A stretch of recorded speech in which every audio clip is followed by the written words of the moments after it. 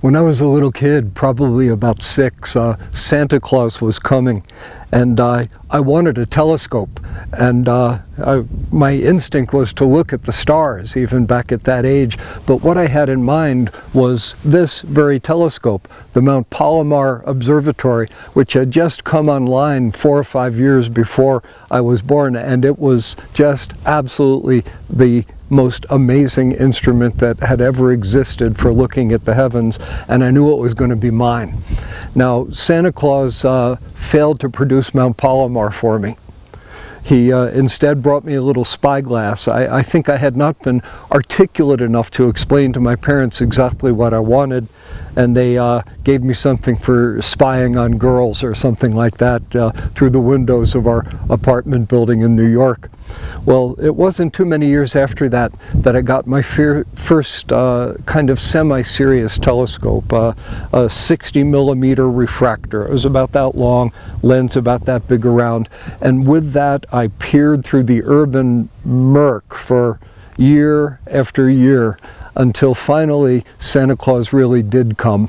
Now, Santa Claus took the form of a friend of our family by the name of Marty Bresnik, who was a serious amateur astronomer and very much an uncle figure to me.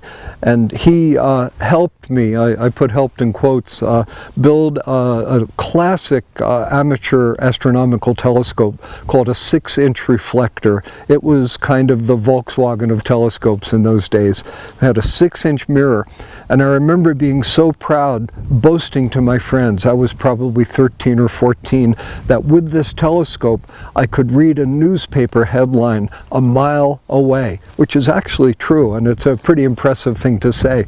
And with that telescope I explored the heavens pretty much through my teenage years. It was long before I really knew anything about astrology. That was the interesting piece of the puzzle, that I really entered the world of astrology through astronomy. But I found that as I looked through the eyepiece of this 6-inch reflector into the hearts of galaxies and the nebulae, the clouds of gas in the heavens out of which worlds are born, I had the sense of looking at something alive. The idea that it would have no meaning just simply did not cross my mind at all. And then somehow, all the sense of wonder that I had developed looking at the heavens through a telescope fused with my first forays into astrology, and the magic of the heavens and the magic of the birth chart kind of came together. And that sense of wonder about the sky has never left me. Now, synchronistically, when I was about 13, back in the days when I was still looking through that 60 millimeter refractor I mentioned earlier, I had an amazing experience, a life-changing experience. I met a person whom I perceived as a woman. I think she was probably about 16 years old. She was from Germany. I met her on a vacation, and she taught me palmistry. The symbols of on the hand are connected to astrological language. We have a plane of the moon and a plane of Jupiter and so on the hand. And palmistry, even though obviously it's very different from astrology, is organized intellectually in exactly the same way. And I think it's fair to say that the structure of the palm and the structure of the heavens and the structure of the human mind are really all intimately connected, which is actually a very astrological statement. And so I spent a lot of my teenage years in a kind of schizoid condition, you might say, where part of me was a little egghead studying astronomy and entering it through the metaphor of science and reason and the myth of the objective observer. And the other part of me was a palmist, which I found exciting. Also, it gave me an excuse to hold hands with girls, and at the age of 14, I figured that was my only hope for ever getting anywhere in that department. At any rate, by the time I got into my late teens, I got my first astrology book.